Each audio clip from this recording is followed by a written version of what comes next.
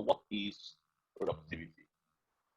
So I remind you again, it's not necessarily in the economic view of what productivity is, but much more in yourself, your peculiarity, your individual transformation.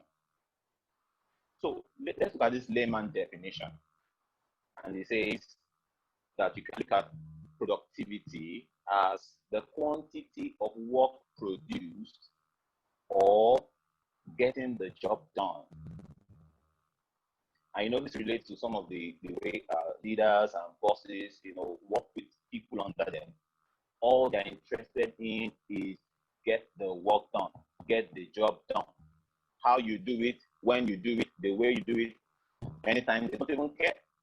Whether you get injured, you're not happy doing it, you're not well paid for the job, they don't care. They just want the job to be done. So in any case, it's still productivity. It's just that it's lopsided. One person is gaining, the other one is not. Now you can look at it also like this, that it's to fulfill or to achieve one's task, to fulfill what is required to be done. To fulfill or achieve one's task to do. So sometimes you have tasks to do, whether at home, in the school, at work, anywhere you probably find yourself. Most times on a daily basis, we have tasks to fulfill, tasks to accomplish. So if you're able to set out a task and you accomplish it, you can say that is some level of productivity. Then if you look at it in maybe the economic way now, you could define productivity as the measure of the rate of output per unit of input over a specific period of time. So there's the input, what you put into the process to be able to get the output. And we want to see, does the output give you something much more than what you are putting in? So that's the productive aspect of it. So if it's giving you less, then you say it's not productive. And if it's giving you more than what you're putting into it, then you say that is productivity. Now let's move on and still see. There's another word so close to productivity that sometimes people use interchangeably, but maybe they have some level of difference. But the connection is very strong, and that is efficiency. So efficiency refers, in its own case, to utilization of optimal resources to produce maximal work of high quality and quantity. So it is not just the quantity, but the quality of the work too. Now, it's not just imputing the resources, but optimal resources, so that whatever you get out as the final output is actually something very tangible. Now, let's look at this formula, this schematic diagram. Now, I'm saying from here that you have what we call the input that goes into what we call the throughput, and that gives you the output. So, what is your input? What is your throughput? What is your output? Now, before I continue, I want to be sure you can still hear me. You are still following me. We are following, sir. Oh, thank you so much. Thank you so much. Oh, thank you. Thank you so much. You just necessary to have a response to be sure everybody is still moving on. So I continue. So the input, that refers to the resources or the raw materials that you put into the throughput. You can mute your mics. You can mute your mics so that we don't have interference. Thank you very much. So the resources, you can look at resources in terms of time, effort. You can look at the raw materials as the starting things you put into the throughput to give you the output. And those in the industry, those in the production line understand this better. There's always something you work on as a starting material, a crude material, a raw material that is now transformed to give a final output that is actually what is being sold. So, but what is this throughput? throughput refers to the process. Now, if you try to individualize this now, you put in time, you put in effort to work on yourself, to train yourself, to give yourself some education and skill acquisition. You give yourself some training on coping with these challenges.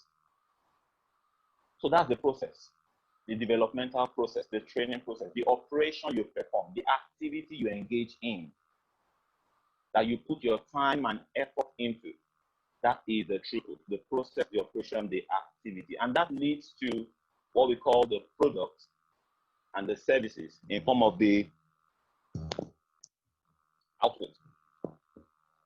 So the output has the products, has the services. So it's not just in products. You could work on yourself to be able to give a service.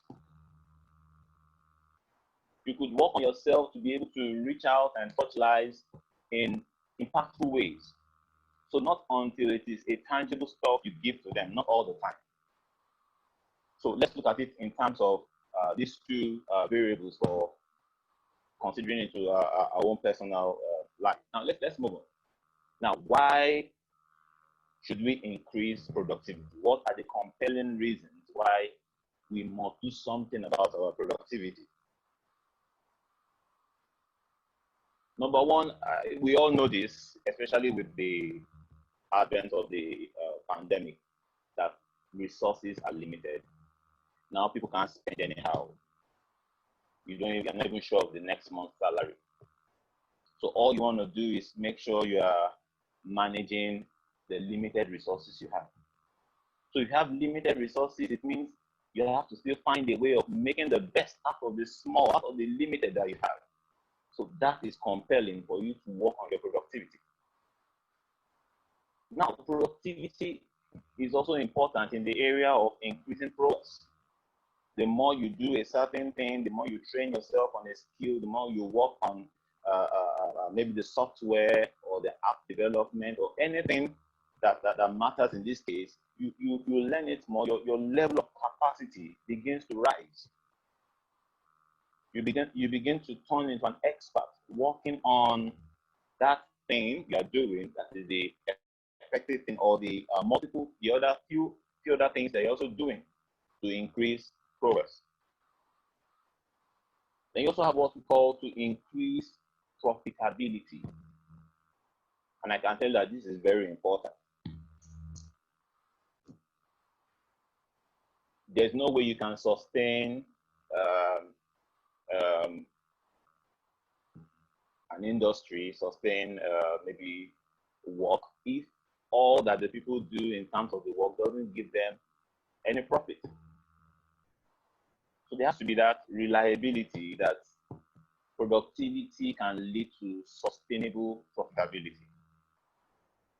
So because of the profit, that is why we are engaging in that productivity.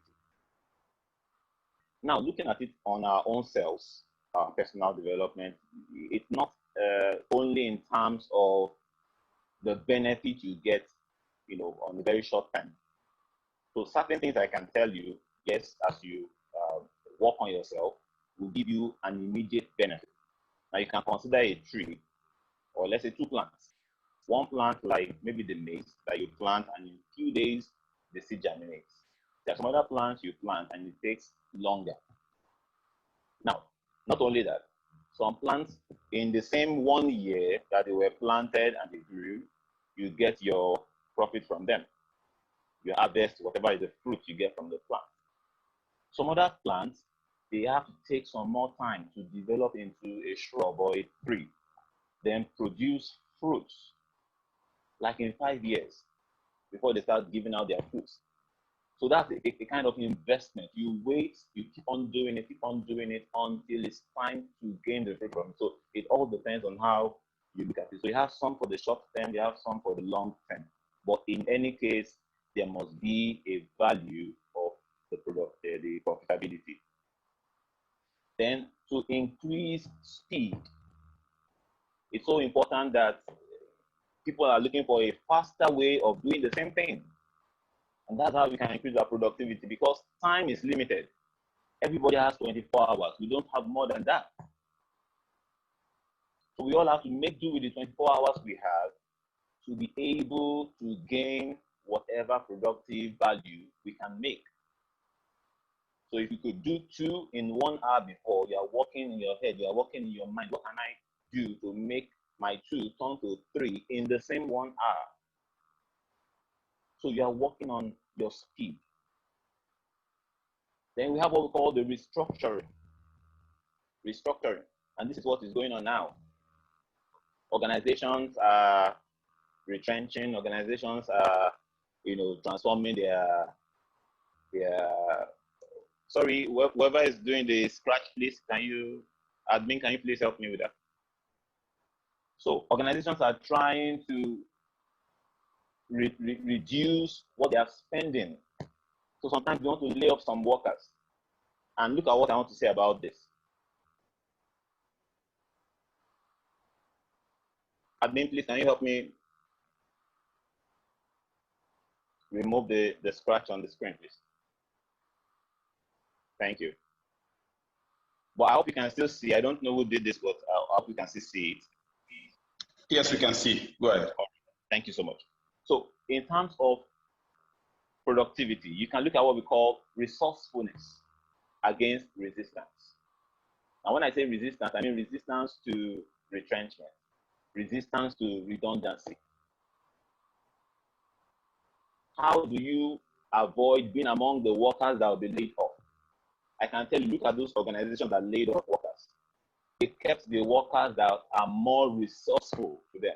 Workers that, like, probably in this time, this is what they are saying. Back then we used to say use 1 stove to kill 2 birds. But now it's probably using 1 stove to kill 3 birds. So they are looking for that employee, that worker that has the ability to not in the main job he's doing, but he can equally do something else, another person's job again. So we can say, okay, you do 3 jobs in this organization and we pay you what we have. Meanwhile, they lay off the other 2. So I don't know whether you resonate with what I'm trying to say. And that depends on how resourceful people are. Now, what do you mean by resourceful?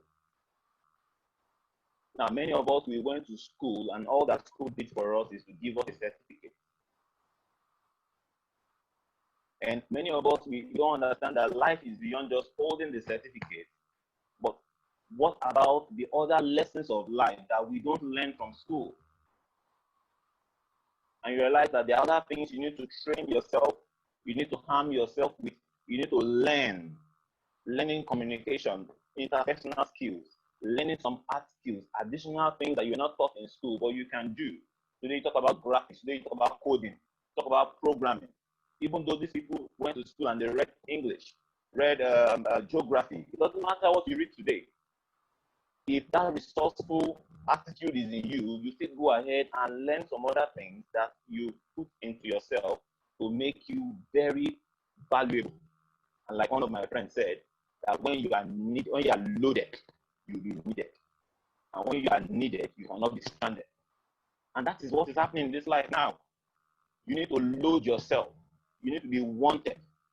That people can't do without you. And that's how to resist that retrenchment. So your rating on resourcefulness is directly proportional. That's how they go up. The more you are resourceful, the more you are resistant to retrenchment and redundancy. Now, the overall aim of this productivity is to improve on your productivity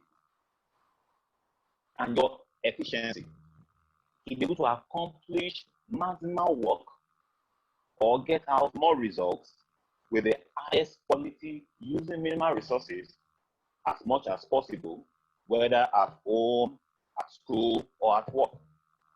So I'm talking about the individual, I remind you again. And anywhere you find yourself, whether at work or at school or at home, the intention is to maximize how to increase on your productivity. Now, there are certain words that I want to emphasize on there that I don't want you to leave out. And that is to improve on your productivity. And that's also maximal work to be achieved, maximal results. Then not just results, we are talking about results of highest quality. using minimal resources. Those are the keywords to really consider in this. So I quickly move on. My time is moving on, so I want us to finish as soon as possible. So let's go on to the tips. The few tips I have, helpful tips that I think would be very resourceful for us. So what is productivity? So I remind you again, it's not necessarily in the economic view of what productivity is, but much more